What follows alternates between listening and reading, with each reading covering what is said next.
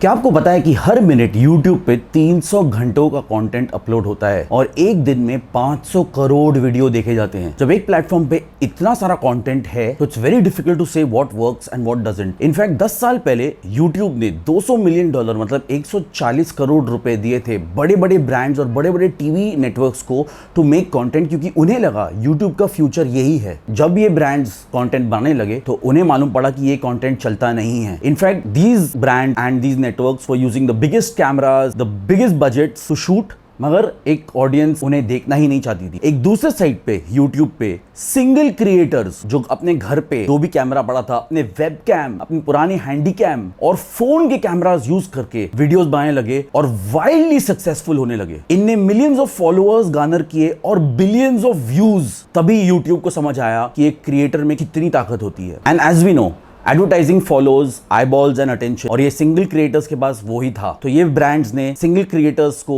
पैसा देके brand promotions में एम्पावर करना शुरू किया and then there was no looking back. अब ये बड़े ब्रांड्स जिसके पास बजट था, मैन पावर था, मार्केटिंग स्ट्रेंथ थी, क्या नहीं था जो ये सिंगल क्रिएटर्स के पास था with almost zero budget. In single creators के पास कनेक्शन था, उनकी ऑडियंस के साथ संबंध। और ये कॉन्सेप्ट समझाने के लिए मुझे आपके पास कुछ केस स्टडीज रखनी पड़ेंगी। पहली केस स्टडी, निखिल शर्मा। आप उन्हें मुंबई का निखिल के नाम से जानते होंगे। इनने अपना पहला वीडियो आई थिंक 2014 में डाला था यूजिंग एन एक्शन कैमरा, एक बाइक पे अपने दोस्त के साथ घूमते घूमते। उसके बाद उनने छोटी मोटी अपनी rides in and around Mumbai बहुत डाली और एक अच्छा सा ऑडियंस गार्नर किया। पर इनका चैनल तब ब्लो अप हुआ जब इनने अपनी पहली लद्दाख की राइड डॉक्यूमेंट की। After that it was no looking back. Nikhil ने हमें ऐसे एक्सपीरियंसेस दिखाए हैं वर्ल्ड वाइड, ऐसी जगहें दिखाई हैं जो शायद ही हम एक लाइफ टाइम में कवर कर पाए एज यू एंड मी। और इनने अपने कंटेंट के साथ भी बहुत एक्सपेरिमेंट किया है, from moto vlogging, international travel vlogging to now अभी शादी के बाद वो sort of into family vlogging में भी चले गए हैं, जिसका रिस्पांस उनको बहुत ही अच्छा मिल रहा है अगर आप उनका व्यू काउंट देखो तो। निखिल के पास क्या है कि वो जॉनर भी जंप करते हैं।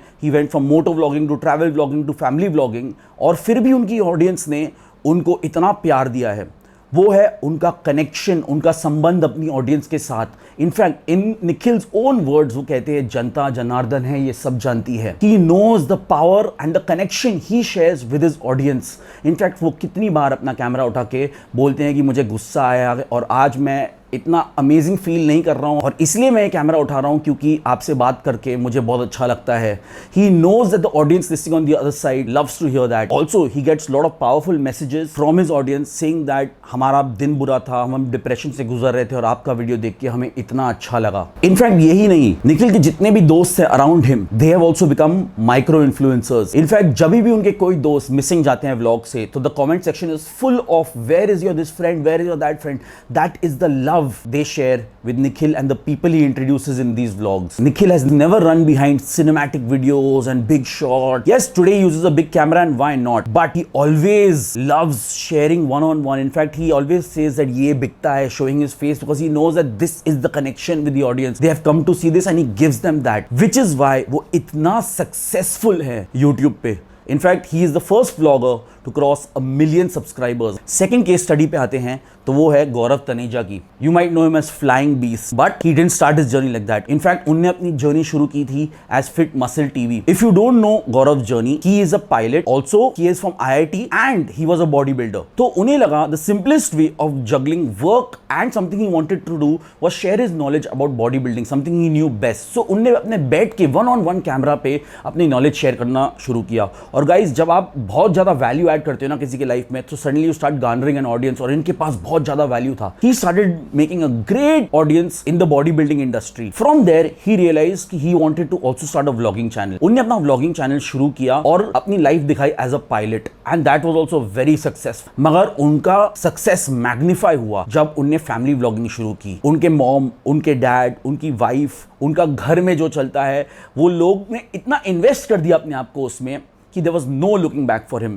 In fact, today उनकी जो डॉटर है raspberry, she is nothing less than a celebrity. Everyone wants to know what she is doing, what she is talking about. I absolutely love the connection she shares with her parents and grandparents. In fact, I don't think any vlogger has made such a huge connection with his audience, because guys, उनका जो growth है वो इतना बड़ा growth है and still growing. ऐसे नहीं कि he has stopped or plateaued, वो ग्रो होते ही जा रहे हैं। और ये है क्योंकि उनकी ऑडियंस सिर्फ अपने साथ ही नहीं, अपने दोस्तों के साथ, अपने फैमिली के साथ ये वीडियो शेयर करती होंगी, and that is the strong bond that he shares with his audience.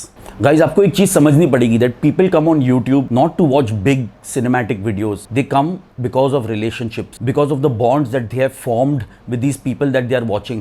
These people जो हैं, जो vloggers हैं like निखिल and गौरव, ये हमारे जैसे आम आदमी हैं जिनने एक कैमरा उठाया और एक दिन उसमें बात करना शुरू किया. अगर जो बिग स्क्रीन है, जो हिंदी सिनेमा है, वो हमें ड्रीम्स बेचती है, YouTube हमें एक फॉर्म ऑफ रियलिटी बेचती है. We have real connections with these people. हम सोचते हैं कि हम उनके दोस्त हैं, हम उनके फैमिली मेंबर्स हैं, हमारा उनके साथ एक बहुत स्ट्रॉन्ग बॉन्ड है, और यही बात यूट्यूबर्स भी हमसे करते हैं. In fact the godfather of vlogging KC Neistat कहते हैं, YouTube unlike film making is not a one way street. इसका मतलब है कि it's a two way connection. एक ऑडियंस एक क्रिएटर को बनाती है और एक क्रिएटर अपने ऑडियंस को वो कंटेंट देता है, और वो जो बॉन्ड बनता है that is unmatchable. And this is the same bond that big brand spending big money in marketing, shooting, ये वो नहीं कर पाते एक ऑडियंस के साथ, because there's a disconnect with an audience. They alienate the audience, which when you're watching YouTubers, you feel like you're with them all the time.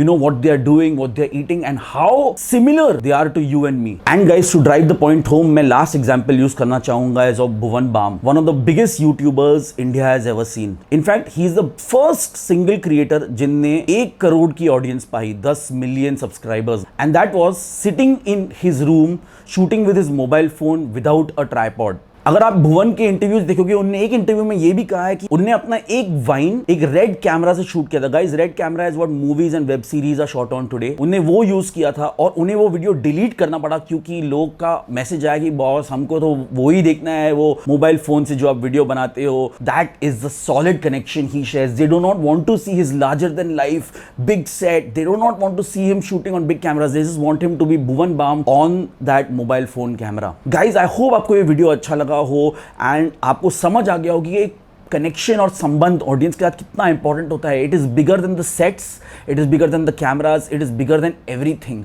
अगर आप एक ऑडियंस के साथ कनेक्शन बना पाओ ना, because all of us can form bonds and connections with the people on the other side of the camera. That is the magic of YouTube. So guys, please share this video with anybody who is on their journey, starting or stuck. Also like, share और subscribe कर देना for more videos like this. मैं बहुत videos डालता हूँ life challenges, productivity, motivation और ऐसे चीजें, क्योंकि मेरा भी खुद journalism और film making का background है. That's why. And I'll see you in the next one.